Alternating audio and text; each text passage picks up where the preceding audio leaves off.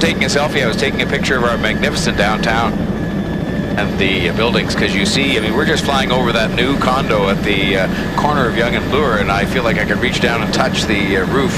It's an incredible view from up here, and we're having a good chance to have a look at the traffic. We're up on the Bloor Street area, because I asked to take a look at the bike lanes. They're a pilot project, of course, that we're going to evaluate after a year, and one of the things you can see very well from up here is the impact or not, and it's early in the day yet, on traffic, and right now the traffic's moving very well with the bike lanes there, and with some of the parking moved from the last couple of months.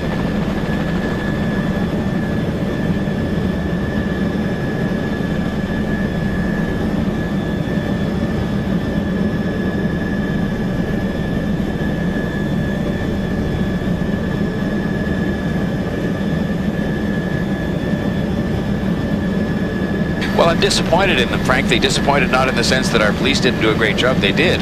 I'm disappointed they're so high. Because in the end, I mean, this is all about people simply obeying the law that is there. It's clearly posted on signs that have been there for years, long before I became mayor. And, you know, the sort of consideration for others just says that you don't park on busy streets during rush hour. Because what happens is, of course, then hundreds of other people are inconvenienced while you just go in for a coffee or just go and get your dry cleaning. So I'm grateful to the police for conducting the Blitz and sending the message to 300 people, you know, just last week alone, and just in a Blitz downtown, and to 1,400 people who got a ticket. The 300 got towed, and we're just going to have to keep doing it with the cooperation of the police, because people have to get the message that this is a big city. We've got to keep moving.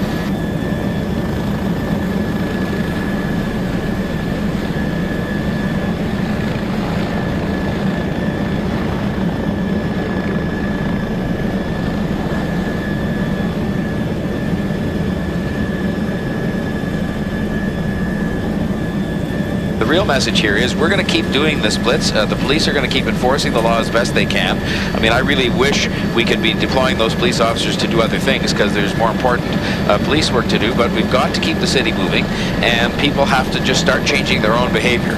You know, we can tow cars, we can ticket cars, but the real solution to this is going to rest in people changing their behavior and not parking in busy streets during rush hours, period, full stop, because it's just inconsiderate of their fellow citizens and of business and just about everybody. So, you know, we'll keep at it.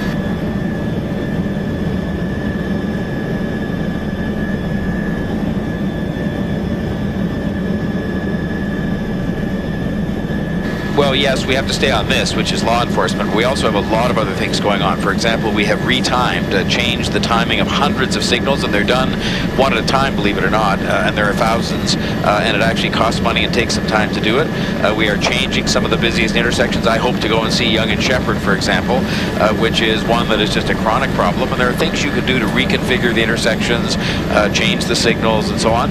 We're going to be rolling out, I hope, but by the end of this year, we're just procuring it now, some of the most advanced technology where the traffic lights actually read the traffic. It gets signals about the traffic flow and adjusts itself accordingly to allow the traffic to flow better. But in the end, I mean, a lot of this has to do, as I say, I hate to repeat myself, with human behavior, but there's lots we're trying to do. And obviously what we've done as well is accelerated a lot of construction projects. I hope people appreciate and approve of the investment of a little more of their money to get projects done faster, through working more at night, through working longer hours during the day, to get these projects done faster. And the other thing I'll mention is that we've dramatically increased the fees for condominium developers to rent a lane of traffic to keep it closed while they're building buildings, so that we're trying to really speed them up or discourage them from doing it altogether, because again, that has a big impact on traffic in the city.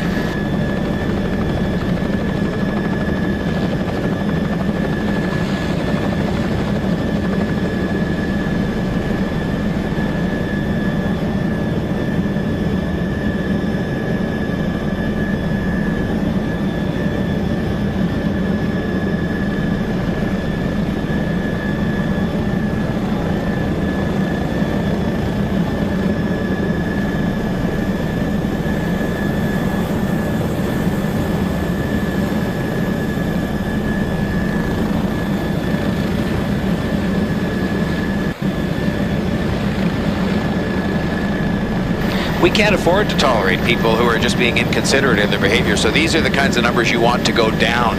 I mean, we want to go from 300 tows last week in a one-week blitz down to a handful, because if people were obeying the law, that's all it would take. And the same with the tickets. People were lucky they didn't get towed. If we had more tow trucks, we'd tow more of those people who are parking on busy streets during rush hour.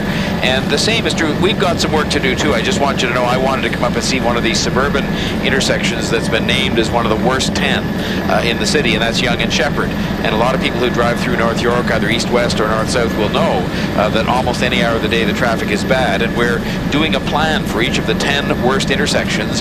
In this case, it's interesting for me to see the traffic coming south, as you'd expect in the morning, is heavy, but the real jam-up is what you're seeing right now, which is westbound on Sheppard to Yonge Street, because people want to turn left to go south onto Yonge Street. So it just gives me a bit of evidence to the aggravation of our officials to come back and say, what can we do with technology? What can we do with lanes to make sure that traffic moves better? Because it's a huge bunch-up point that I can see in a way that I couldn't see if I wasn't up in Chopper 24. So it's very helpful for me to see just one of those 10 intersections. I wish we had all morning and I could look at all 10 of them, because you get a vantage point that's very unique. But obeying the law and us making the changes to signals and to street configuration to help traffic move better in pinch points like we've just seen at Yonge and Sheppard here. You know, there's always the guy that'll be impatient because he's late, and he'll pull around the traffic all of a sudden, and there's a young pedestrian coming out into the street or some such thing. It's bad for business to have the traffic backed up. It's bad for families because people are, you know, late to come home and spending less time with their families. So, I mean, this is an economic issue, it's an environmental issue, it's a family issue, and I just wish people, if they just changed their own behavior, it would help. We've got some things to do as well with some of the, you know, things we're doing to speed up construction and things like that, reconfigure some of the roads, bring in the latest technology. We're still a long way behind on technology, and I'm trying to help fix that with the help of our officials and get some of the new technology in. But it's a very important issue in keeping Toronto livable. When you see the rankings that came out last week, we were first, second, or third on everything except traffic and transportation. We were 12th, and that means building more transit, getting the traffic moving better, giving people an option to get out of their cars, you know, making it possible for people to have other forms of active transportation so they don't have to take a car, like cycling and walking. So these are all things we have to work very hard on, and I'm just determined to get things done. It's tough. You know, I think things are better than they were, but I admit that we still got problems, and so I'm just going to keep at them, including these blitzes, which are necessary when it comes to human behavior.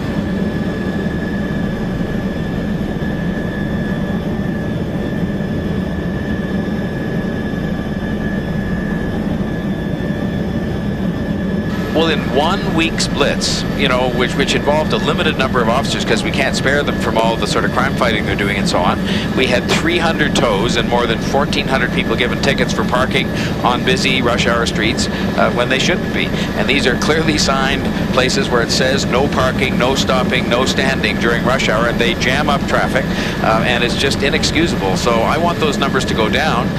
They're higher than they should be. They're higher than we've often seen in the past, and that just means people aren't getting the message, and so it means we're going to have more blitzes, which we will, but I just hope people can change their own behavior. And I've had a chance this morning, it's a very good learning experience for me to be reminded, for example, of the fact that we just came down the Parkway and there's more traffic going north towards Eglinton than there is coming south, and so we've got to sort of continue to work on making sure those kinds of traffic flows. And now we're going along Richmond Street, and I'm talking to you so I can't look down, but you can see that Richmond Street is one of those streets that people use to get into the city, and it's where one car going into Tim Hortons, one car parking for just a minute can cause chaos in the morning or in the afternoon on Adelaide going back out. And so we're going to be looking at that. It's helpful for me to have a chance to see it so that I can see what we could possibly do with our staff, with technology, with street alterations to make the traffic move better, because that's the objective here.